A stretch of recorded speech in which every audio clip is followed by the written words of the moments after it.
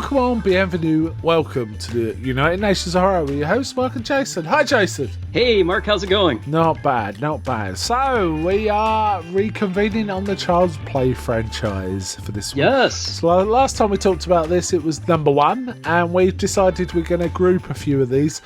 So, today we're talking about Child's Play 2 and Child's Play 3.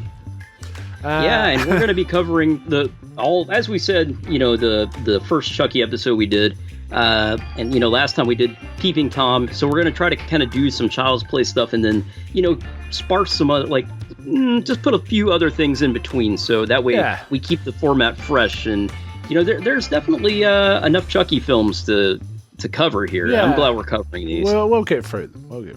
Absolutely. As I say, we're covering Child's Play 2 and 3. So we'll do 2 first. Created a couple of years, it came out a couple of years after the first one. Child's Play was kind of almost a surprise here. I don't think they expected it to be so successful, I suspect. But actually, it really delivered. Probably their production woes on that project made them feel like it wasn't going to be much of anything. But it turned out it was, and led to a sequel.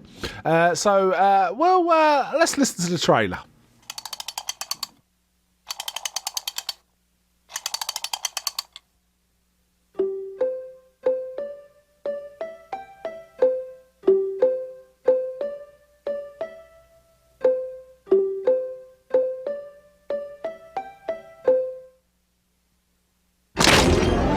Sorry, Jack. Chucky's back.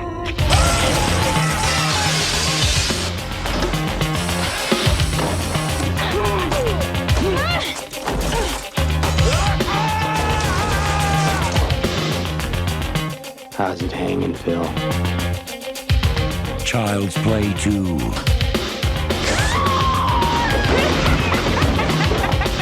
Peekaboo! He's the original. He'll take your breath away. This fall, Chucky rules.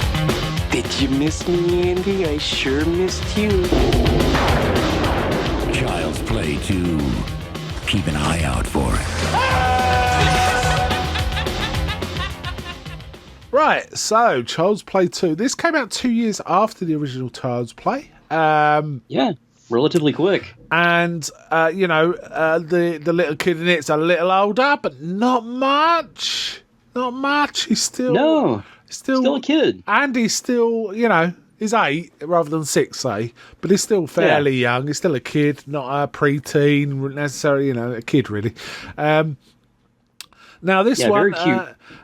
So this one, there's not... in fact, Andy and Chucky are the only 2 recurring characters, right? There's, Indeed, the kid playing Andy and Brad Dourif are the only 2 coming back. But we get a number of extra people turn up. While I was pleased... And I haven't seen this in years. Have you seen this recently? Oh, it had been a long time for me, too. Yeah, I haven't seen this in years. Definitely a long time. And I'd forgotten quite a lot about it. It was kind of refreshing to sort of, so-and-so's in it. I think I probably saw it on TV, actually, the last time I saw it, which would have been, probably in the 90s, Mark. Wow. A long time ago. Yeah, it has been decades since I've watched it too. I'm pretty sure about that. So this is set, I believe it's set 2 years after the first, as well as being made 2 years after the first, which kind of makes sense because Andy's got to look the right age, so it kind of makes sense.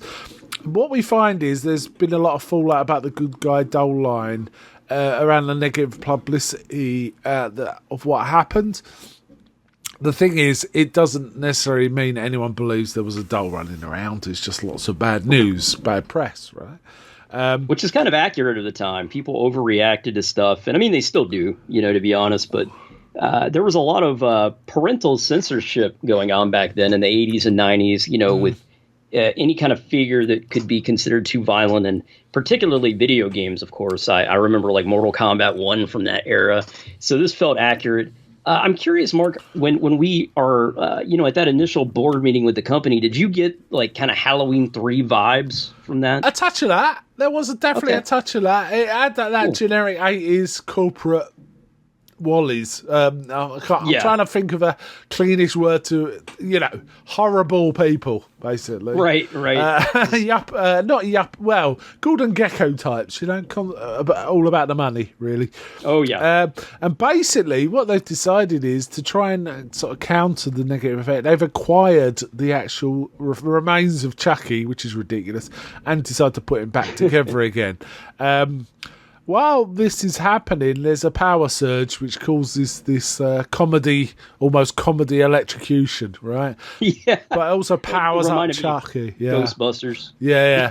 It was kind of silly. But this reanimates Chucky, kind of Jason Voorhees style. Yeah, that's a good Was it point. number 6 where he got reanimated by? I think, he's in the grave and the lightning hits, right? Yeah, I mean, it's a big horror trope in it, Frankenstein, and lightning revives things, right? Right. So this also kills some of the workers. Chucky does become reanimated, but no one knows he's reanimated. It's just a doll, right? The CEO, who actually, you know what? Talking of Halloween 3, it did remind me a bit of Tom Atkins. He had I was thinking the slightly same. Tom Atkins vibe. So yeah, Yeah, shout out to Becky there and Tom Atkins. Tom Atkins. But he did kind of have those Tom Atkins vibes about him for sure. But not as likable, right?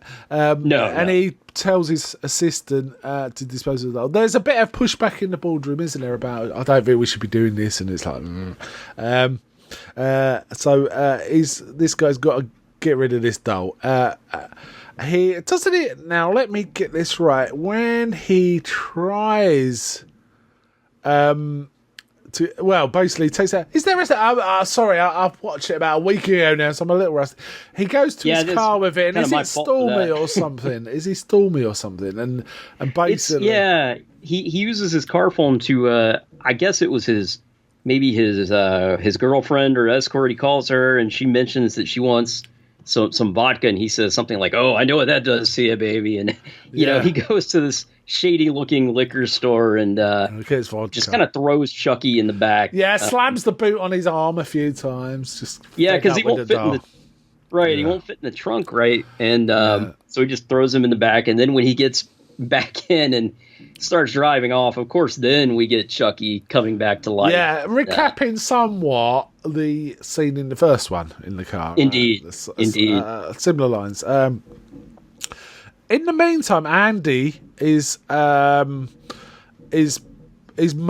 is in an institution. Presumably, they think she's mad, right?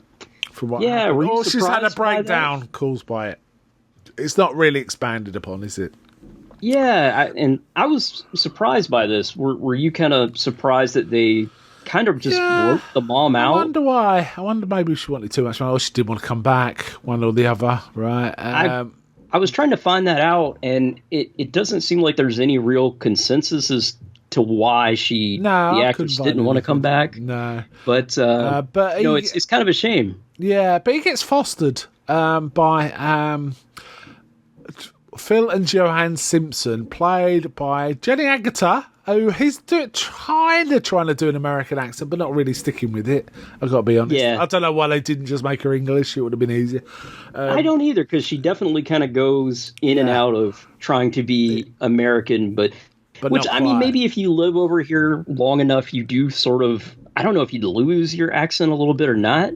I'm not really sure. You'd pick up the local accent a bit. Right. That'd be about it, really. It depends how old you are and stuff like that. Anyway, but Jenny Agutter, always pleasant to see Jenny Agutter, horror alumni, American Werewolf in London and so on. Oh, yeah, definitely. And her husband was played by Gerrit Graham. I also like the fact I don't know if it's a social worker, but the person arranging the fostering is played by Grace Zabriskie, who plays a character called Grace.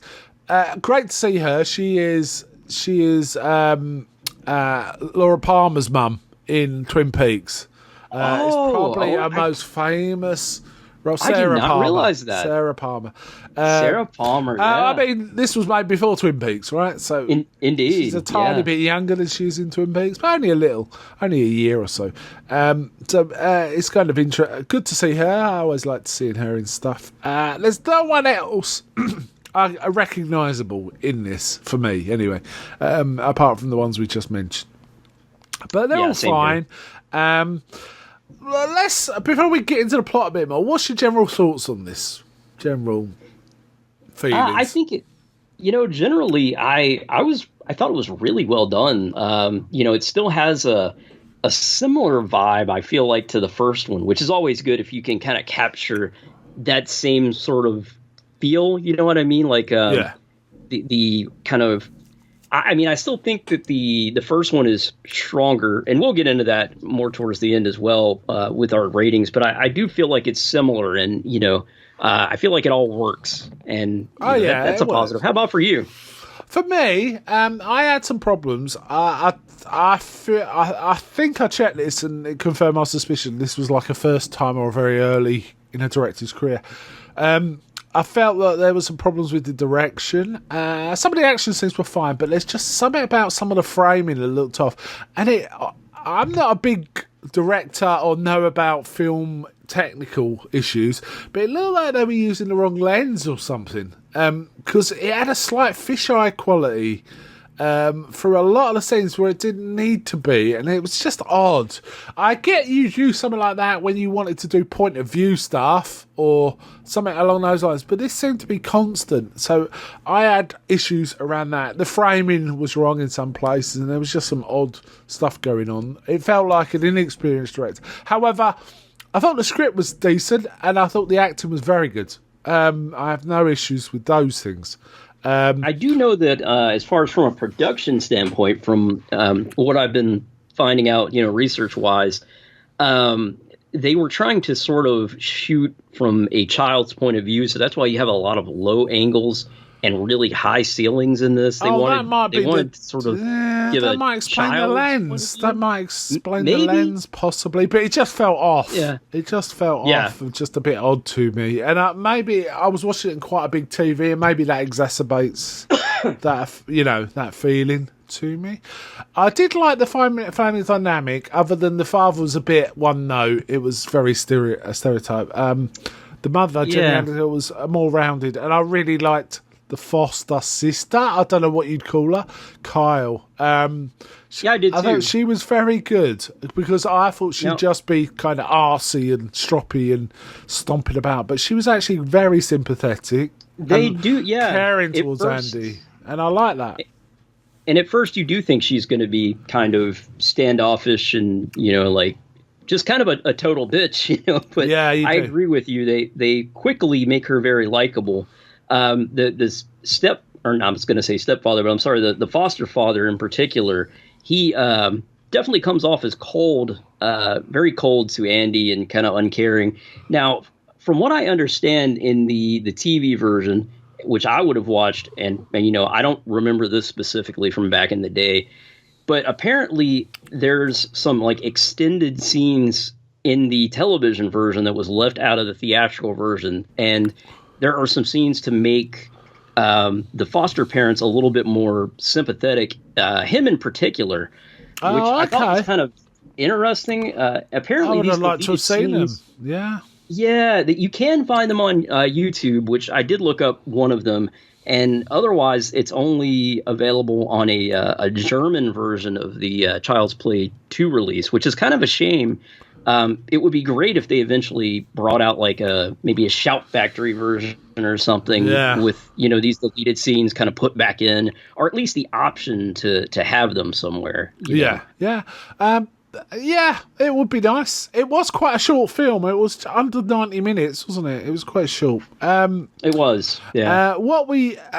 To go back to the car stuff we were talking about, we've diverted back more general feelings about the film. What we get is Matt's and the guy that's getting rid of Chucky basically gets suffocated by a plastic bag, right?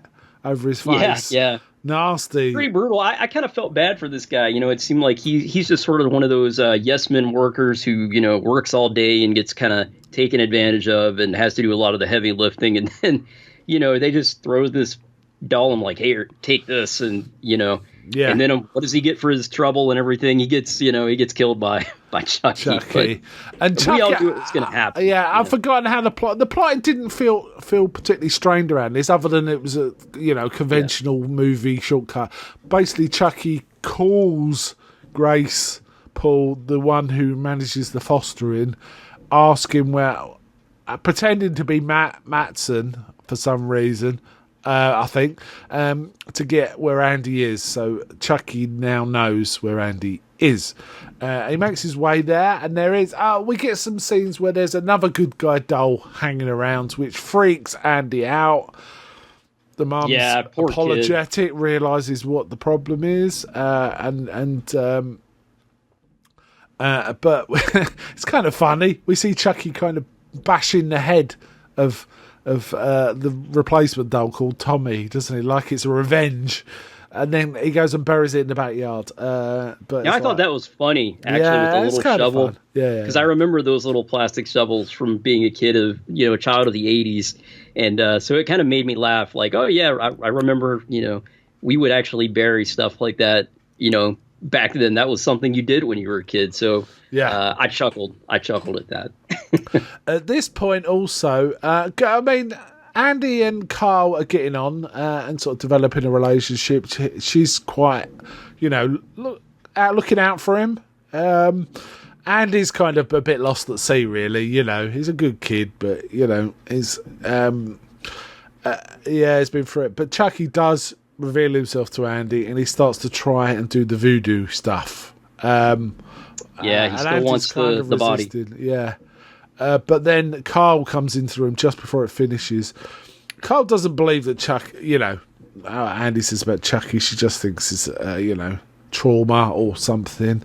And then the parents come in, the dad in particular is angry, and they kind of say, well, you're just causing trouble now and all this kind of stuff. It's not very fair. At that point, Phil takes the doll and throws it into the basement because Andy's going on about it being Chucky, and he's kind of fed up. Of course the adults don't believe, but we as the audience, we've seen it. We know. And I do think it's kind of cool that these movies, particularly, I think even this one more than the first, because, you get a lot of stuff from the mother's point of view in the first, but it does sort of present a childlike view where, as a child, you always think, more than the adults. And I think maybe that's some of the appeal of these movies, Mark. What do you think? Yeah, I think that's a good point. Yeah, it's kind of seeing. It's a common thing with horror when someone's claiming something horrible. People don't. There's no such thing as vampires, and there's no such thing as this. You know what I mean? That is kind of common, right? And this is following that. At this point, Chucky, when he's thrown down, he gets a nosebleed and he realises his body is becoming human. Because his plastic's been all rebuilt and that, but he's actually got bleeding, so that sort of tells him something. The next scene was a bit goofy. Chucky follows Andy to school and writes quite rude statement on his homework about the teacher, causing him grief. Yes, I'm not even sure why Chucky would even bother with doing this. Who cares? The more he keeps under the radar, the more chance he has of getting Andy, to be honest. But it's a movie, right? So yeah. Yeah, I guess the point was, well, there again, why would Chucky want to get Andy in trouble? That doesn't make a lot of sense, does it? No. But the teacher's kind of mean, isn't she? Yeah. Until Chucky gets onto her, beats her to death with a stick, right? He does. I think as the audience, maybe it's sort of like that revenge thing where we're like, oh yeah, remember that teacher you hated in whatever grade, and so maybe it's just made for audience enjoyment. It's quite strong. Goofy. It's strong though, but it is goofy. Yeah. It doesn't feel needed. I would agree with you there. Andy does manage to get away. I like. There's a little bit of tension around Chucky and the teacher, but not much.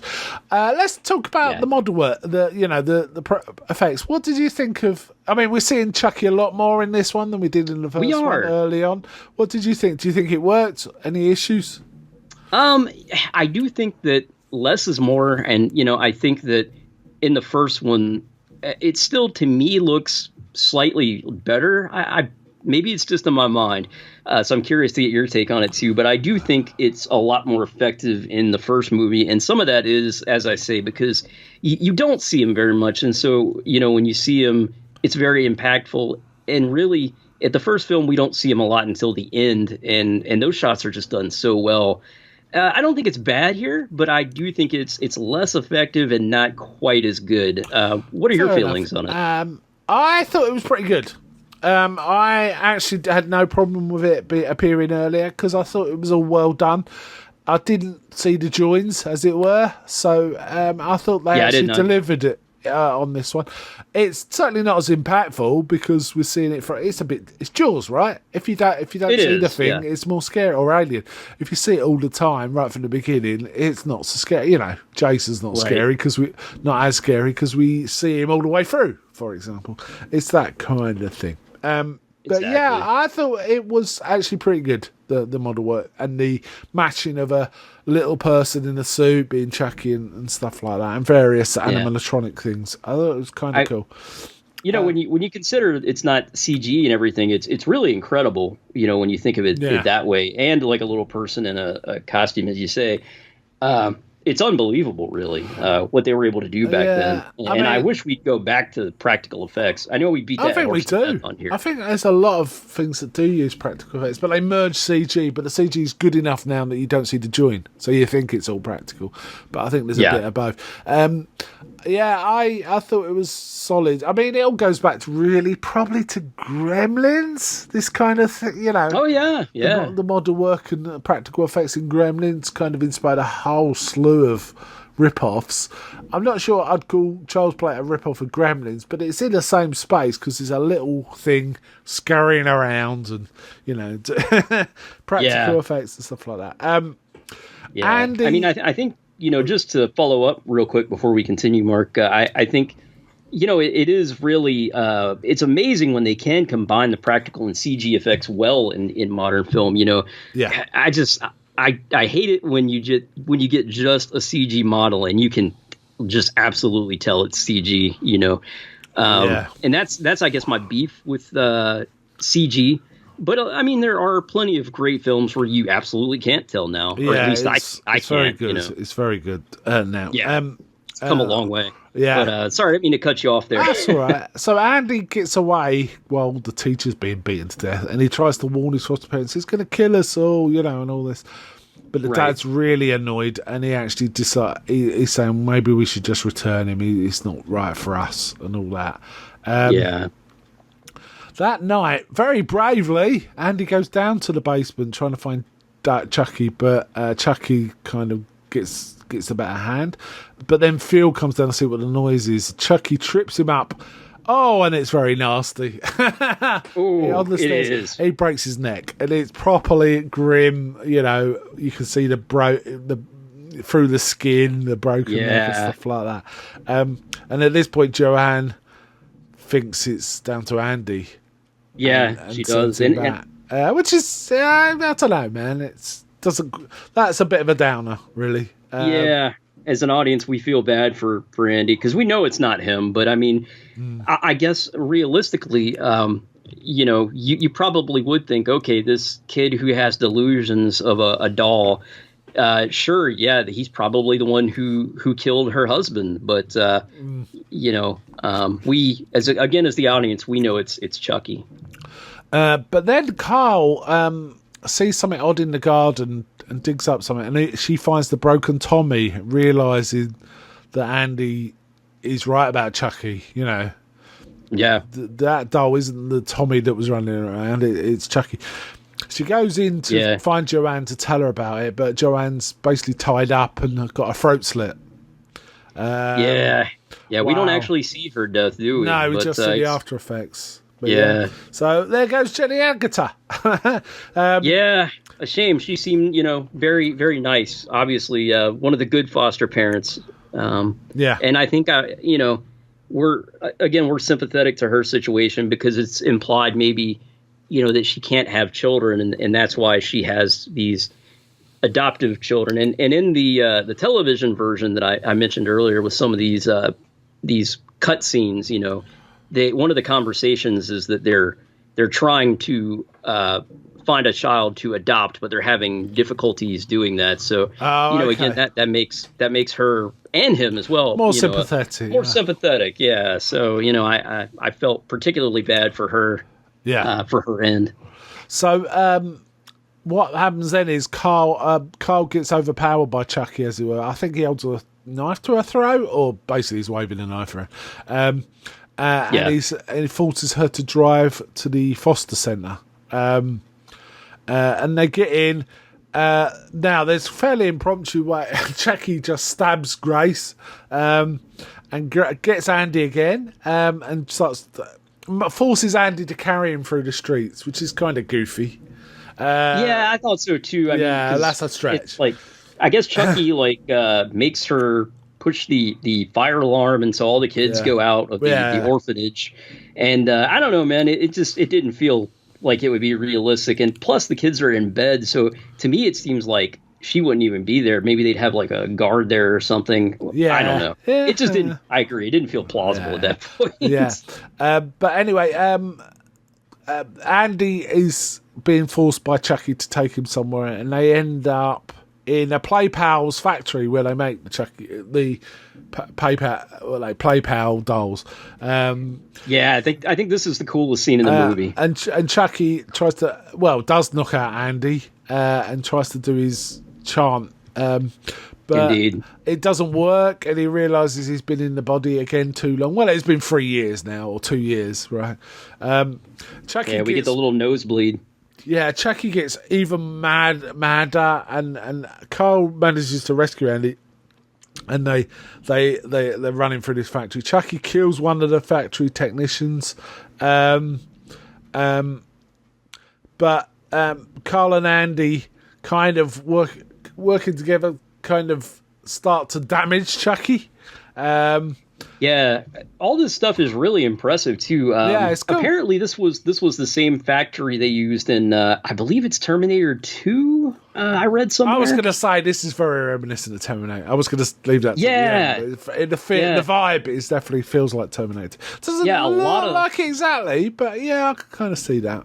A lot of space for them to run around, and a lot of like objects for them to climb. It's really effective stuff here. I really, really enjoyed this scene. Like, I would have just watched this scene and been perfectly happy with this movie. Yeah. So Chucky is still trying to attack them, and he manages to knock out Carl. But Andy manages to open a vent, and Chucky gets covered in molten plastic, and it looks like he's kind of dead. A bit like Terminator 2 kind of thing. Indeed, yeah. And or Alien. Really Alien 3 is the other thing that I was thinking. Oh, you're right. I didn't even think about Alien 3, but you're right. You're right there. So Carl is unconscious on this conveyor belt going towards this weird device that plugs in eyes into the dark. Yeah. Looks brutal, man. Yeah. Oof. They manage to get her out, and they find the melty Chucky just lying there, who suddenly comes back to life. But Carl shoves an air hose into his mouth and expands it, and his head explodes. That part kind of made me laugh, because I was like, good God, the molten plastic isn't enough to kill him.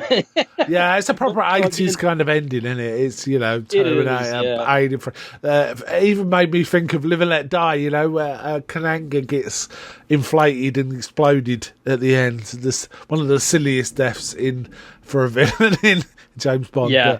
But, it reminded me of that a bit. So that was kind of it. Yeah. Yeah, pretty cool. And they kind of just walk off together, and it's like, okay, what's going to happen to them? And as the audience, we don't know, but of course, you can already feel those sequel vibes, right? Yeah.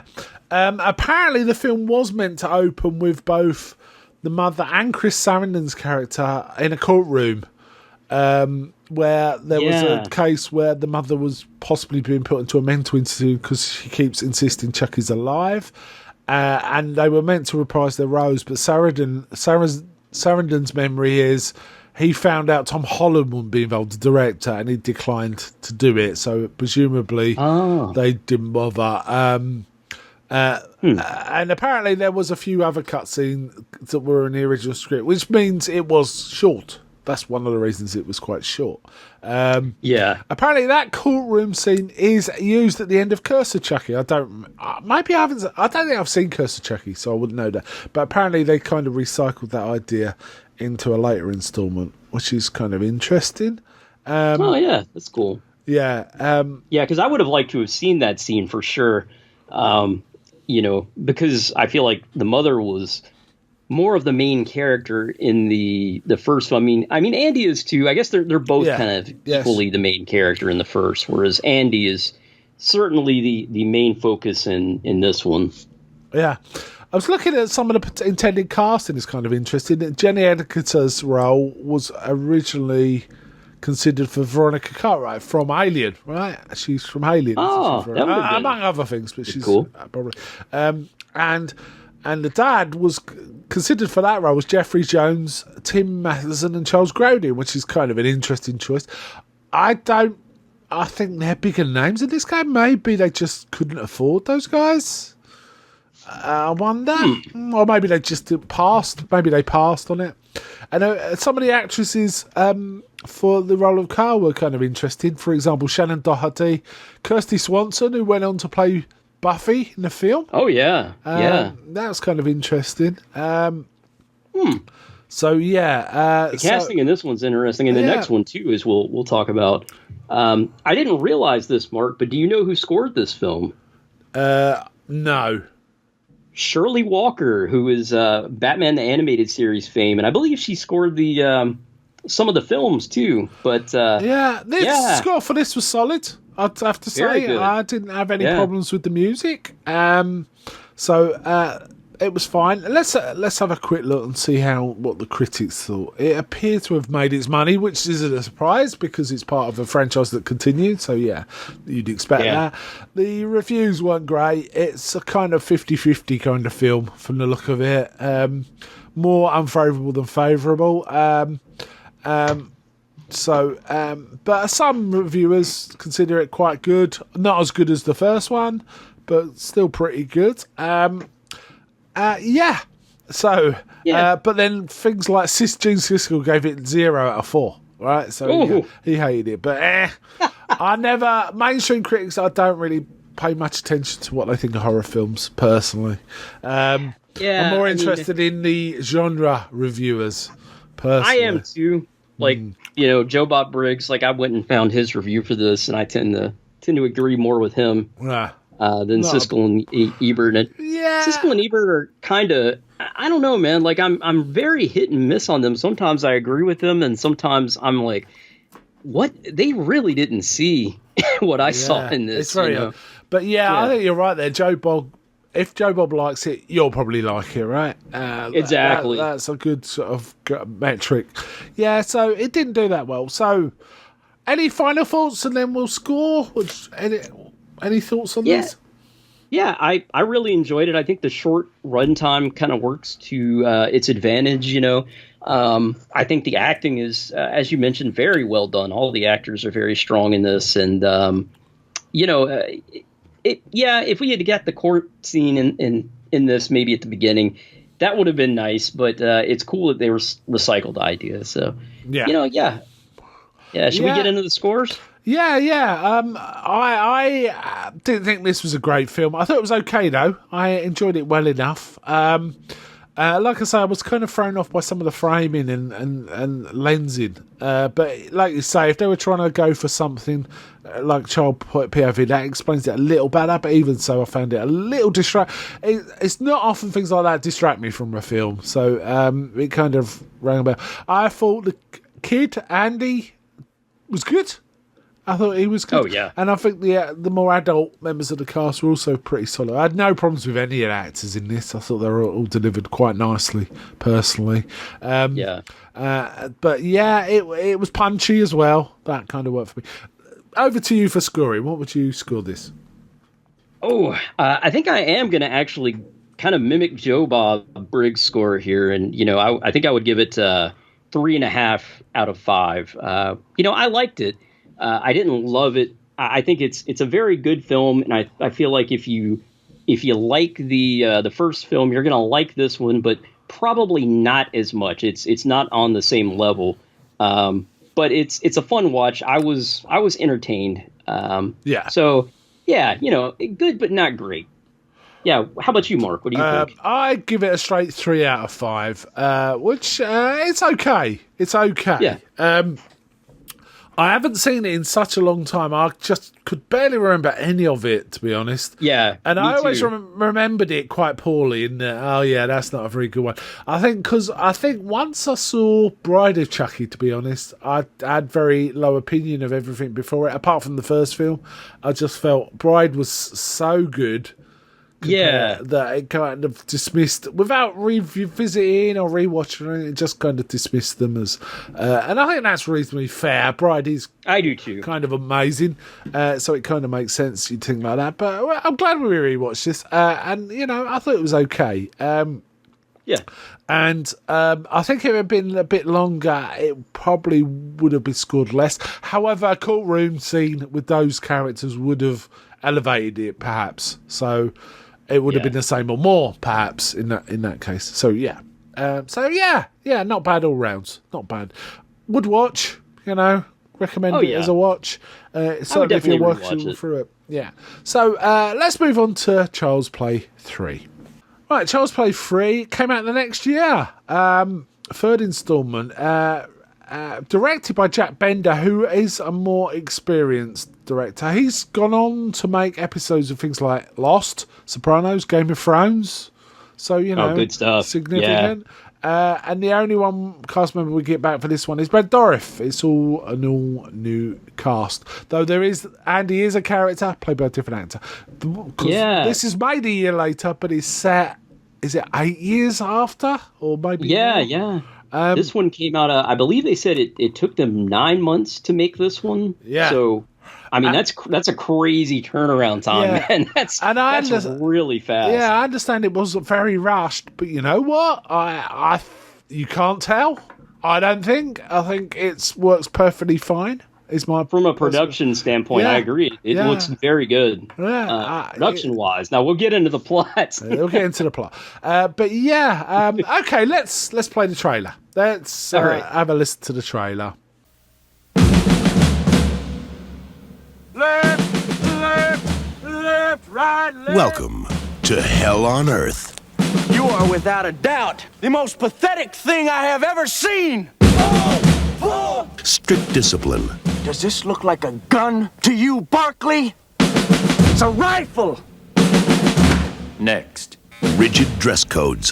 Presto, you're bald. Get those weapons in the air. I want to see them high. And grueling drills.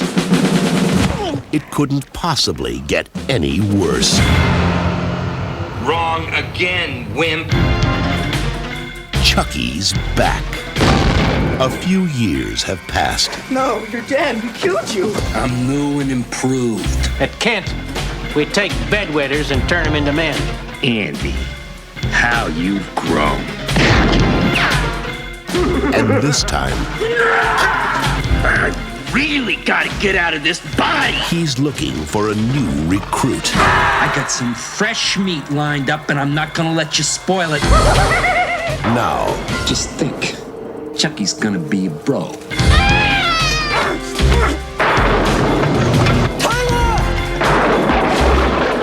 Child's Play 3. Look who's stalking. A haircut ain't regulation, soldier. Regulate this.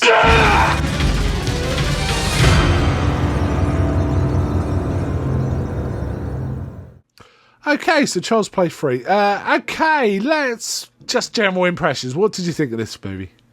First of all, it's pretty jarring going from now.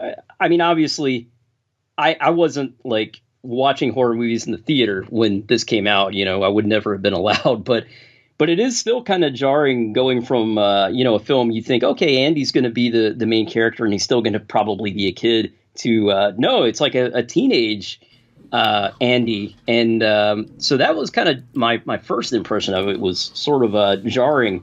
I didn't think it was a bad idea, but it's I don't know, it's different. So I don't want to say too much without getting into the general plot, but that's kind of where I was at first. How about you, Mark? I agree. It was your first impression. It was quite a jump, but I quite liked it. I wasn't that fussed. It kind of reminded me in terms of like pivoting on the focus of a bit like the whole Friday the 13th 4, 5 and 6, where it became the focus of a young person. As part of the plot, it kind of reminded me of that, and I was wondering if they were trying to plug into that somewhat. And I do admit they were just out of ideas on this, and they just didn't know what to do, and just came up with this military academy stuff. But I was quite surprised by that because it feels coherent and well planned to me. I think what they did with it, the whole plot, kind of works in a clever way. There's some really goofy plot holes or decisions made. The fact there's an 8-year-old kid in a military academy just seems odd to me. I don't know if that's a thing in American military academy. If they start that young, it just seems weird. I was wondering the same thing. I was like, did they send kids? Because normally it's the bad kids that get sent to military school. Not always, but you know, I mean, I guess it could, because they mentioned his father is off.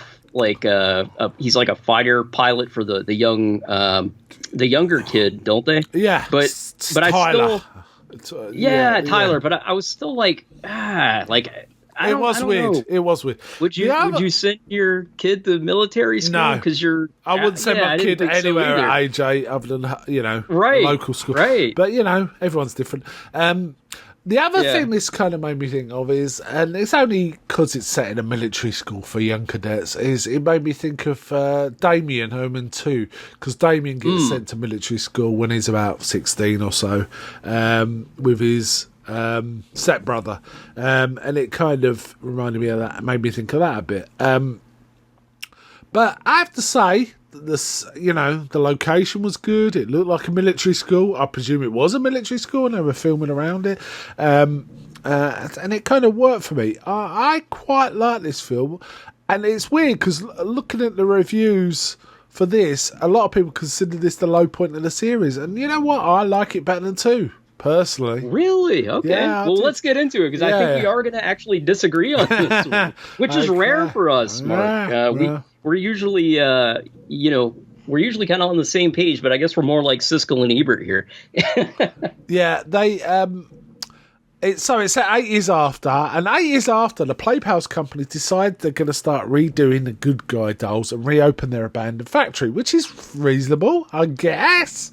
But I would imagine they would have sold on the factory in the real world, right? But anyway. Yeah, you would think so. And Chucky's remnants are swept up with all the other dolls. There's all these old doll heads and stuff. And basically they reuse the plastic, which, again, is reasonable. Can you melt down plastic and reuse it? I don't know. I guess they appear to in this film.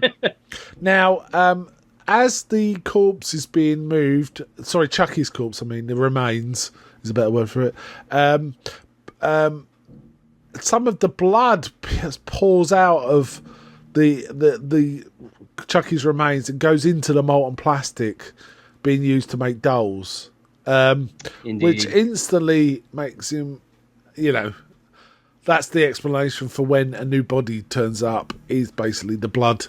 But I think the original plan was possibly several Chuckies in this film, which would have made more sense if it's about blood. Oh, yeah. If you think about it. But, yeah. And again, we get the CEO being a dick. Is it I don't think it's the same guy, is it? I can't remember. I don't think so. But I quite like this because it kind of... He's playing golf. He's a dickhead, and people were sort of saying, I don't think we should do this. And he's like, we're doing it, Actually, it might be the same guy. I'm not sure. I'm not sure now. I'm not sure. He did kind of look similar. So it could have been the same actor. I did like the fact that the toys were the way he got attacked. Chucky basically used various cool toys like helicopters and marbles and things like that to get to basically incapacitate him, and then finally Chucky takes him out, right? And I think that scene is really cool because I remember thinking in the second film, like when we first meet that guy in particular, like, oh man, that old man's going to get his, and then he never does. So it's kind of cool here that it goes back around, and we do get to see the toy owner, get his comeuppance. And it is, as you say, at the hands of the toys, like the flying plane, the toy flying plane, and the marbles and all that. I like all that stuff. I thought this scene in particular is probably my favorite in this second. Now this I have to tell you, this reminded me of something very strongly that came after it. And it was in, how I'm a bit of an anthology TV guy, right? Yes, indeed. Yeah. There was an anthology. Mention your podcast. Yeah. Well, I'll do it. Anthologic. Yes, we'll do it here. There's a series called Nightmares and Dreamscapes based on the works of Stephen King, right? And there was a story based on one of his stories, I think from Nightmares and Dreamscapes, I could be wrong, called Battleground, right? Where essentially a man is sort of, William Hurt, of all people, right, is trapped in his own apartment being attacked by an army of toy soldiers. Oh, wow.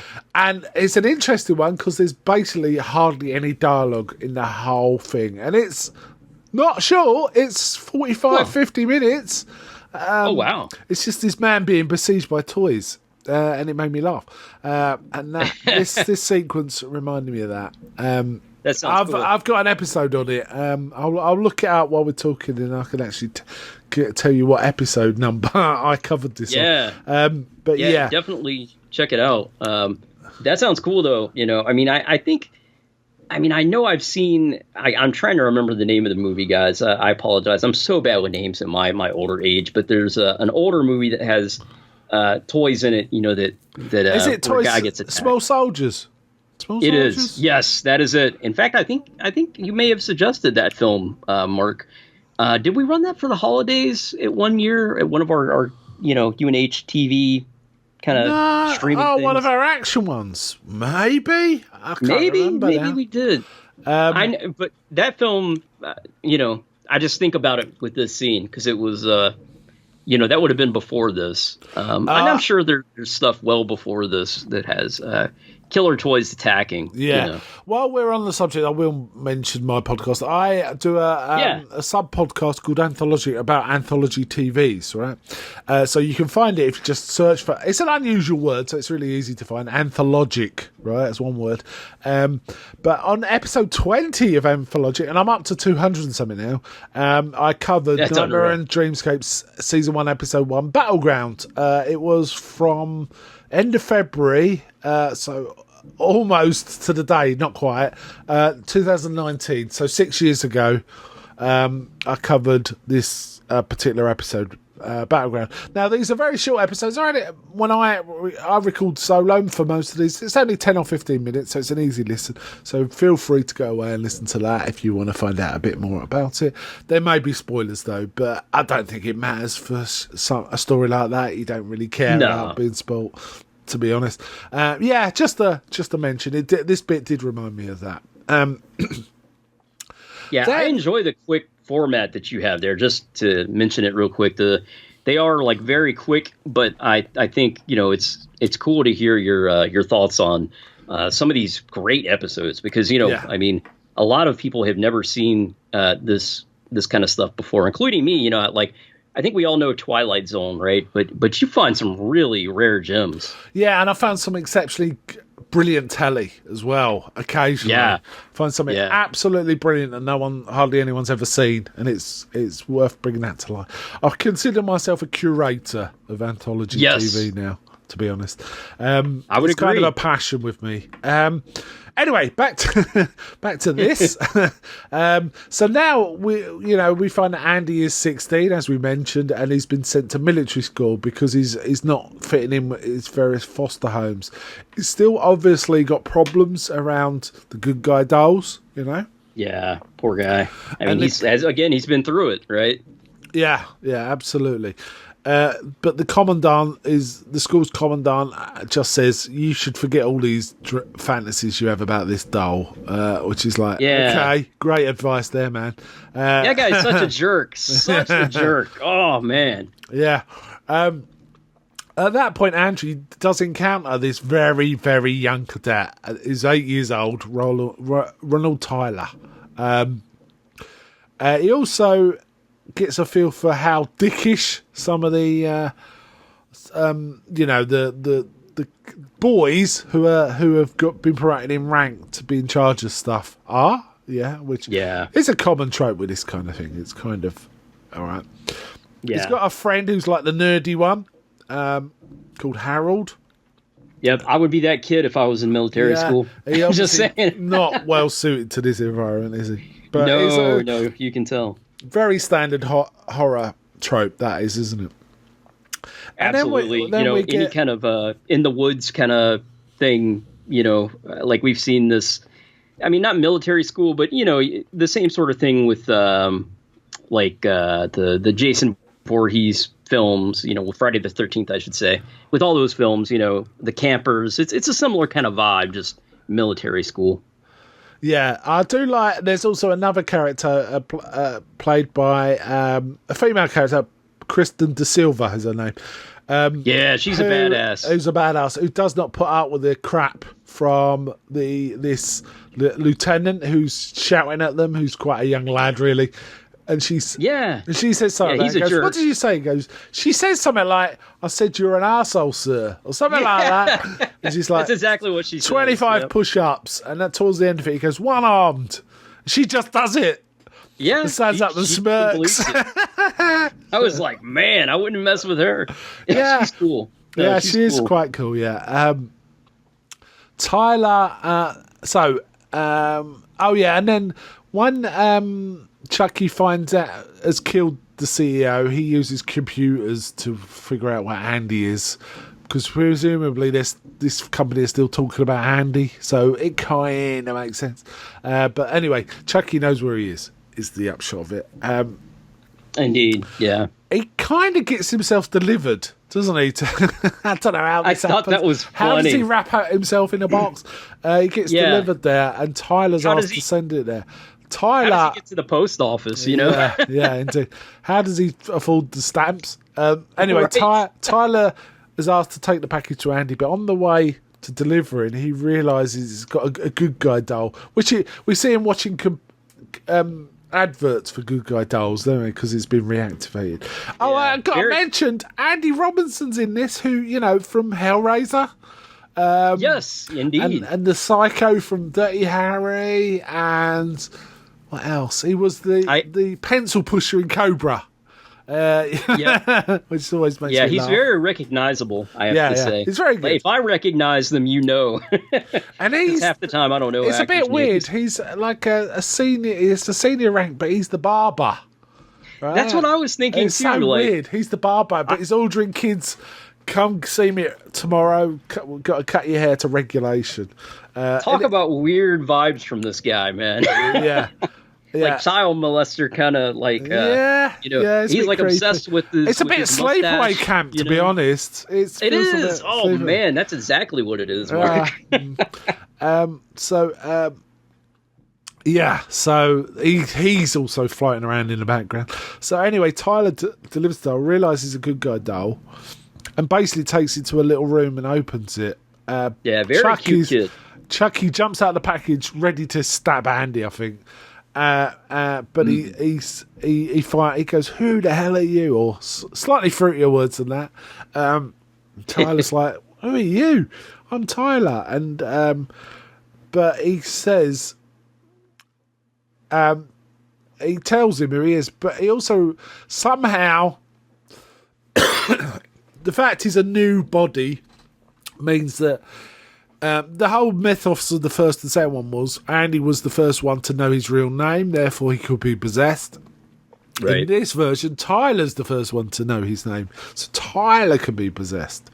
And Chucky says, "Let's play a game," and starts doing the voodoo ritual, and Tyler's like, "I'm bored." He's not even. But, he's your typical little kid running around, lots of energy.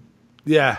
But before it happens, Cochrane, the commandant, comes in and sort of realises what's going on, and sort of says, "Tyler, we got to look after you." You know, and he takes the doll and throws it into a garbage truck. Yeah, he's like, you can't play with dolls, you know, here. Yeah. He's, you know, don't like, but he's very condescending, this guy. Yeah. Man, I really, you know, I don't know, maybe I'm just anti-authoritarian, Mark, but I was like, oh, that guy's got his coming, you know? The guy, anyway, Chucky's in the garbage truck, and the old garbage man who's working on his own, apparently, is just about to drive on, he's banging from behind him and saying, help me, you know, like someone's caught in the truck. He goes, oh my goodness, and he stops the truck and he runs around and he starts rooting through the garbage, trying to find this voice.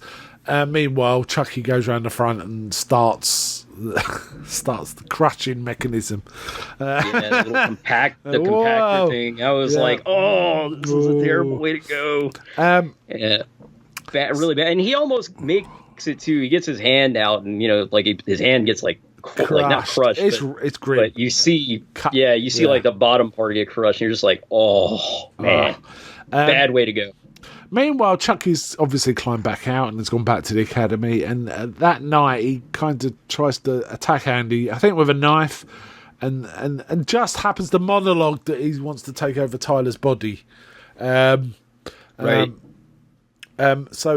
just at that point, I do like what he says here. The line when he's talking to Andy. I know you probably know the one I'm talking about, so I'll let you mention it. But oh man, it made me laugh. No, I can't remember the line. Tell me. He says to Andy, he's like, I'm going to become one of the brothers. Yes. You know, Tyler's a black African-American kid. And I was like, oh, man. Wow. Wow. But of course, Chucky says anything. You know, he has no filter. Charles Lee Ray has no filter, if you will.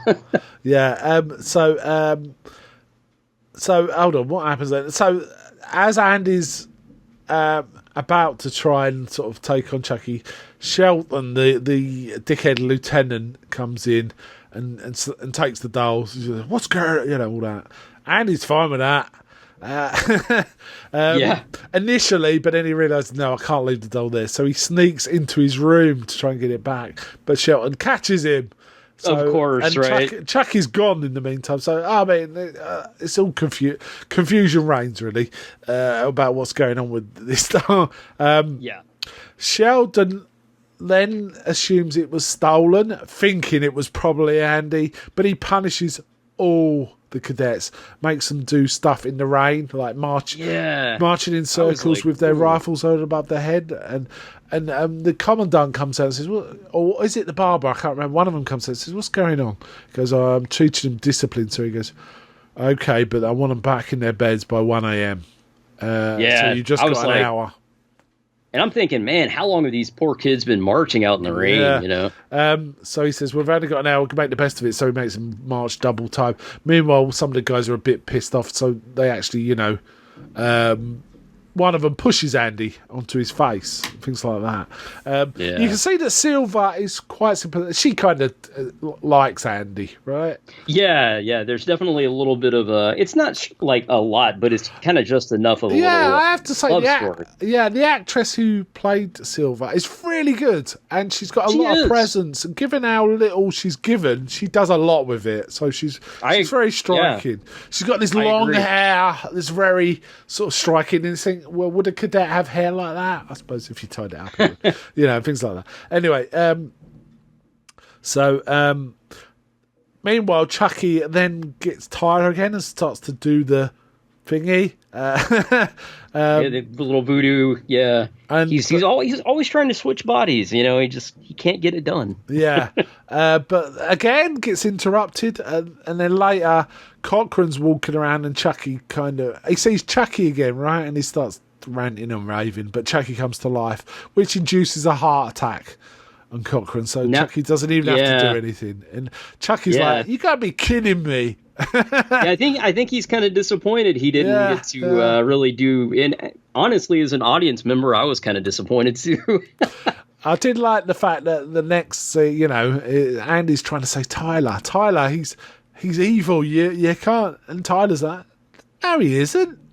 Yeah, But he he's keeps just doing a little doll. voodoo ritual over him. Yeah, okay. Yeah, I mean, it's just the innocence of little kids are like that. Yeah. You know, they don't know any better, and I find that to be very accurate the way this movie portrays little kids. Meanwhile, we get Andy Robinson again as the barber who finds the Chucky doll and starts just talking to it because he's a bit mad anyway. Saying, "Oh He is yeah, you nuts. need a haircut there, soldier," and all this. Yeah, Which really annoys Chucky when he cuts some of his hair off. So basically, he slits his throat with a razor, and the nerdy guy witnesses this, sees blood all over the, and doesn't tell anyone. Just runs No, out, he and they're runs going off, on like yeah. like to doing an exercise to capture the flag exercise. Right. We've seen right. this in loads of military films. It's quite a common trope in military. Capture the flag. I mean, Yeah. Dirty Dozen has it. Private Benjamin has it. You know, there's various military films with catch the flag, where you basically see the guys that you're rooting for are badasses and can do that sort of thing. Right? That's Oh, yeah. It's some like annual Yeah. war game where basically it's the red team versus the blue team. The nerdy guy Yeah. not telling anyone, but Andy knows something's up. And they're on the same team, the blue team with Shelton, right? Meanwhile, we see Chucky get the rifles of the red team and start putting live ammo in the rifles rather than paint. Yeah, we get I was like, ooh. a direct thing where they demonstrate that firing these guns fires red or blue paint, and if paint hits you, you're Yeah. dead.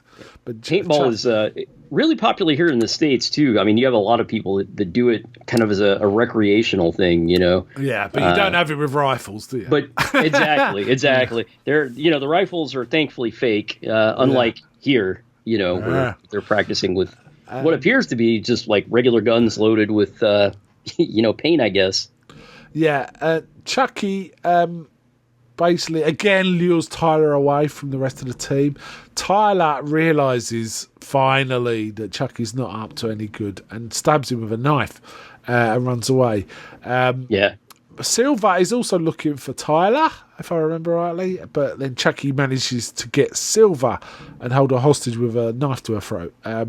So basically, he says, "I want Tyler for Silver. You know, I'll swap Silver for Tyler. I want Tyler." And then the blue and the red team convene. Chucky orchestrates this. He radios the red team and tells them the blue team are coming to the Jeep and all this kind of stuff. So then there's a firefight, but the red team have got real bullets. And we actually see Shelton shot through the heart pretty much in a grim slow motion. Bad way to go, but he does have it coming because I mean the guy is a jerk through the whole film. So, and this bit made me laugh the most, where Chucky just throws a grenade into the cadets arguing. oh, I know. I was like, wow. And the nerd jumps on it. It's amazing. It was really cool, actually. I mean, I always enjoy that trope in films where the nerdy guy ends up being kind of the hero. You know, I've seen it in everything from war films to medieval films. It's kind of common in comedies. You know, Meatballs does it. The nerdy kid, helps the camp win all the points by running the race and things like that. Yeah, if you've seen that, always good. In the meantime, there's a romance starts developing between Andy and Silver. Not prompted by Andy. Silver takes the lead because she's confident and she knows what she wants. She likes Andy, so she kind of takes him into the woods and kisses him. And while they're sort of together, they notice there's a carnival in the valley below, and they're looking, the lights. It's a fairground kind of thing. Yeah, we've seen this in so many horror movies, but it always works, and I enjoyed. Yeah. I enjoyed this scene with the carnival. Oh yeah, carnivals in horror films is a big deal. There's Funhouse is a horror film, right? Final Destination makes use of fun fairs in some of their stuff and stuff like that. Yeah, we recently covered that one. Yeah. Yeah. So Tyler actually makes his way to the fairground, and Chucky's after him, but catches him again. But then Andy and Silver are kind of looking for him, but they find a dead security guard. Chucky's killed a security guard, but who had a gun, so they managed to get a gun. Andy and Silver managed to get a gun, and then they go into a ghost house, a ghost train kind of house. It's a really big. It's kind of it's a roller coaster, isn't it? But set in a there's ghost house themed place. It's massive. Yeah, there are rides like that I've actually been on that are really huge places like it. The one I've been to is Six Flags Over Georgia is the one that's quite big. But I'm sure they have them at mini fairs, or not fairs, but theme parks, things like that. Oh, there's loads. But it's kind of cool. I like one of the reasons I like this film is I really like this location for the ending. It's kind of fun and cool, with because there's mountains of skulls, as part of the theme ride, and weird birds, like dinosaur birds flying around, which Chucky actually grabs hold of and sort of hanging off the bottom of this. And that is probably the most goofy effect in the film. Actually, it looks really silly, but it does look silly. I did chuckle. I did enjoy it. I did enjoy it. I did too. It's great. It's great in a hokey kind of cheesy way, Yeah, Chucky manages to hurt De Silva quite badly, but she gives Andy the gun and says, "You got to go save Tyler," kind of thing. Doesn't he shoot her in the leg here? Yes. Yeah. So Chucky's with Tyler, but Andy's kind of pursuing. He does shoot Chucky a few times and managed to get Tyler, but Chucky's just about hanging in, still attacking, even though bits of him have been blown off and things like that. But basically, Andy manages to throw him into a giant fan, which shreds the body completely, shreds him to pieces. I was thinking, man, that's a big industrial fan to just kind of leave open like that. And yeah. But it works, it works. Yeah, again, made me think of Alien 3 somewhat. Absolutely. So then De Silva's, injured badly, but an ambulance takes her away, and Andy's just led away. And it like a crash ending, really, isn't it? It kind of has a crash ending. Kind of like the second one after the factory sequence. They just sort of end. And when you have sort of these crash endings like that, I always sort of think of Hong Kong films because they just always suddenly end. And Chucky's a lot like that too, actually, for 2 and 3. Yeah.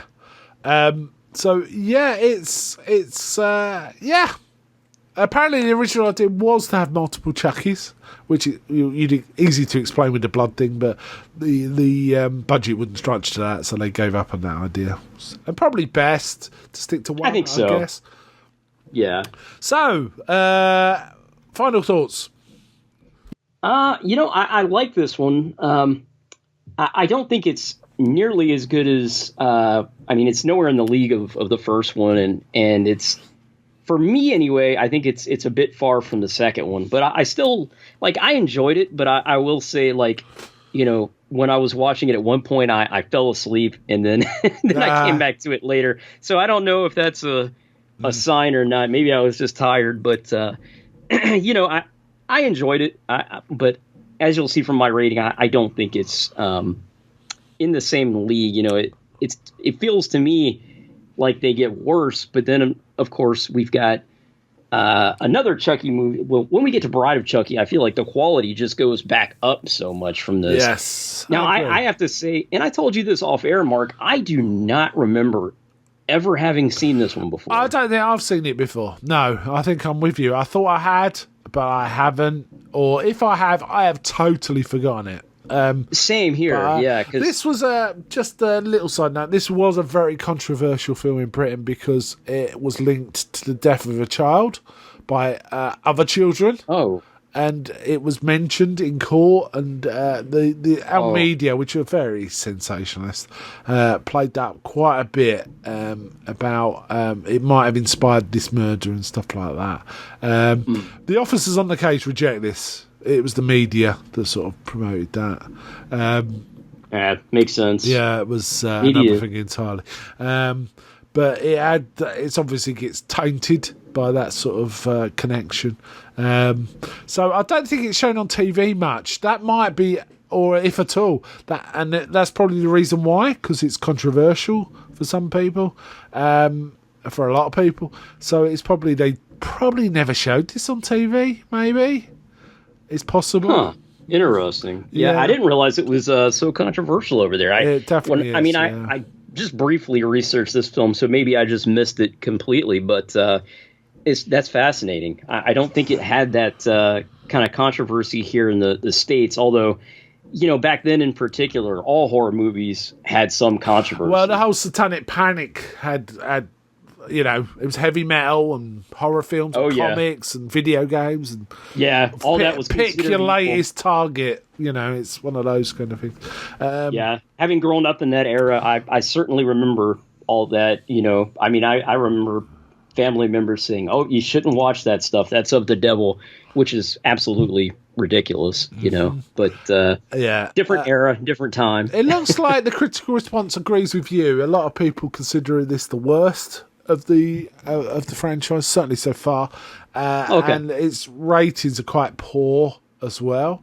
But apparently, more recently, critical reevaluation have raised its what it's sort of. Later critics give it a higher rating. Let's put it that way. And that happens a lot with film, because film is, it's always of its time. But when you look back at it and see it through a bit of a different lens, I can see the rating improving. And as I say, we mentioned earlier, the production is very good in this. It's perfectly watchable. It's just, I don't think it's as strong as the other two. But I don't want to dissuade people from watching it either, No, I have to say I enjoyed it more than 2. I really actually found it. I think I had very low expectations, so that probably helped. But yeah, the reviews are all over the place though. Mostly it's negative, but there are some people that really go to bat with this. The maker, Don Mancini, has said this is his least favourite entry in the series because he just didn't have any ideas of what to do with it, which again surprised me because it felt quite coherent to me and kind of fun. But yeah, I would agree. But I think maybe it feels a little bit rushed, and there's some maybe kind of plot holes in there, but it is still a fun film, Indeed. But just comparing it to the other two and the later films, I guess that's kind of what I'm sort of basing my my rating on here, and we'll get into that in a minute. But again, I don't want to dissuade people from watching it because I think it is perfectly watchable and it's an interesting film. I just don't want people to go into it thinking like it's as good as the other two. Well, for me anyway, you like it better than 2. Which I is, do. is cool. Yeah. What score would you give this then? Cool. What score would you give this then?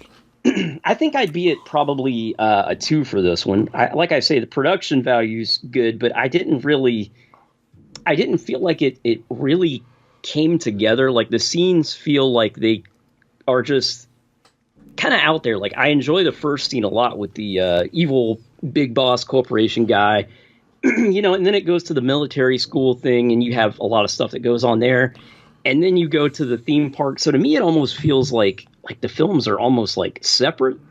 Yeah, I don't know. Okay, that's fair. Maybe it's just me. Maybe it's just me. I found that refreshing though. I actually liked the change of scene myself. But yeah, it was episodic. Right. I'd agree with that. How about you? How do you feel? This is tricky here because I don't think it's a 3.5, which would be the next one higher than 3, which is what I rated not Child's Play 2. Right. So I'm still going to give it a 3. But I'm going to say I still think it's a better film than for me. I was more entertained by this film than 2. But they're really quite similar, which is why I'm scoring them the same. But I just have a slight preference. I feel like I'm going to remember this one more than 2. Let's put it that way. But like you, I think I was starting watching this. I don't think I've seen this. This doesn't ring any bells whatsoever. But it's possible I've just forgotten. It's possible. And same here, if I did see it, it would have been on television again in sometime in the 90s. But I really did not remember this one at all, which surprised me. I mean, it was nice, because I went into it thinking, okay, I'm sure I've seen this one at some point. But like you, I did not recall it. So, right. So there you go. Yeah. So Child's Play 2 and 3, medium kind of level films, really. Yeah. Nothing too heinous. Reasonably entertaining, not particularly long. There's stuff going on throughout. There's lots of deaths, lots of kills. keep you engaged. If you're a gorehound, and sort of interesting stuff. There's some goofy choices, but such as like the bit where I think the worst bit in terms of puppeteering, and generally the puppeteering in the someone in a suit as Chucky was pretty good in this. The bit where he's hanging off the animatronic bird in the funhouse or roller coaster ride was goofy as hell.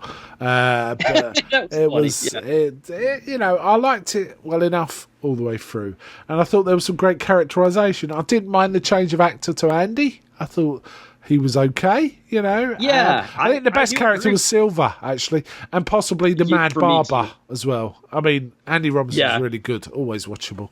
Absolutely. But the little kid Tyler was okay. Sometimes kids are insufferable, but he was fine. He was absolutely agree. fine in this. Yeah. But yeah, I enjoyed all the acting in 3. I can't complain no, at all. So I'm in total agreement with you there. And I do agree that this film is. I think I will maybe remember this one better yeah, than 2 later on, because it is a very distinctive Child's Play film. yeah. I'd forgotten. I've just remembered one thing that did make me laugh when this film started. When we see Andy for the first time, he's clearly wearing it like an Elvis wig or something, and it just made me laugh because he almost very early on he has a haircut, so he's got his own hair then. But he's wearing a really goofy big wig, kind of. I mean, it's not terrible. If you weren't concentrating, you probably wouldn't notice. But as soon as I saw it, it's like, wow, that's a wig and a half. It looks like it's right out of the 80s. And then when I saw a Barbara being mentioned, it's like, that's why he's wearing a wig. Right. Oh, yeah. You knew the hair was going. Yeah. And it's funny, even after he has his haircut, his hair is still... It's still like, really long. And the barber goes bald, It is weird. The barber keeps acting like everyone's got really short hair, but they've got kind of okay hair. It's not They particularly do. short. It's kind of funny. That did make me laugh. But yeah. So a reasonable pair of films. I am looking forward to the next 2 though, where we get Bride and Seed of Chucky. I am too. I think I've seen Seed, but I'm struggling to remember it. But once I see it, I think I'll remember it better. Yeah, I'm the same. I think I have seen Seed at some point. I mean, I know I've seen Bride of Chucky, obviously. I remember that one quite fondly. But I don't know about Seed. But sometimes we will. And, sometimes these films, after a long period of time of having not seen them, they sort of flow together. That's the same with me for like the Scream franchise. And, some of these really long running franchises, I get them confused in my old age. Yeah. Well, that's fair. I mean, God, can you imagine if you could remember the distinct details of, say, Friday the 13th? That would be a bit sad, wouldn't it, really? Some people can, though. Some people can. Well, if you watch them enough, you do, don't you? People. Yeah.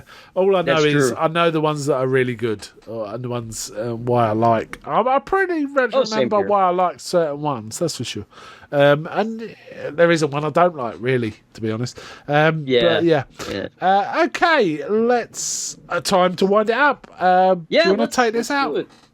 Absolutely. We appreciate everyone for listening and watching. As you know, we're on YouTube, and we're also available on various podcasting platforms. Wherever you want to get your podcast, we can be pretty much found anywhere from iTunes, to iHeartRadio, just pretty much any platform. Check us out. We're trying to, make the podcast drop at the same time. That's kind of my current goal, is to drop the audio and the YouTube version at the same time now, which is something we've not done on the past. We've always prioritized the audio, but we have such a listenership on both audio and YouTube now. I just want to kind of make it accessible to whoever wants it, whenever they want it. So we're doing our best to do that here. And as always, we would love to hear from you. You can find us on Facebook, and that URL is facebook.com/groups/United.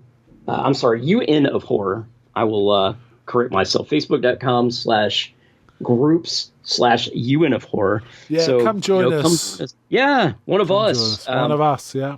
One of us. You can also send us a text now if you, I think I've linked it on the both the YouTube and the Facebook group. So you can send us a text, or you can comment on Facebook. We always love feedback, Mark. We don't have any for this episode, but we have had previous comments on the first Chucky film. So we try to put it out there what we're going to do next a few weeks before we actually record. So Mark, thank you so much. I've enjoyed. I always enjoy our shows, but this one in particular has been a lot of fun. I think having the two different films, it's fun to compare and contrast. So thank you. So bye from me. And bye from me. Until next time on the United Nations of Horror. The United Nations of Horror is a podcast about all things horror. From thrillers of yesteryear to today's modern horror, we are here to present fun and intelligent conversation about the genre films we love. Join us and please help spread the word about the United Nations of Horror podcast and videocast to horror fans across the globe. Find the podcast on all fine podcasting services. Join us on Facebook by simply going to facebook.com and entering in United Nations of Horror. You can also find us on YouTube by going to youtube.com and searching for United Nations of Horror podcast.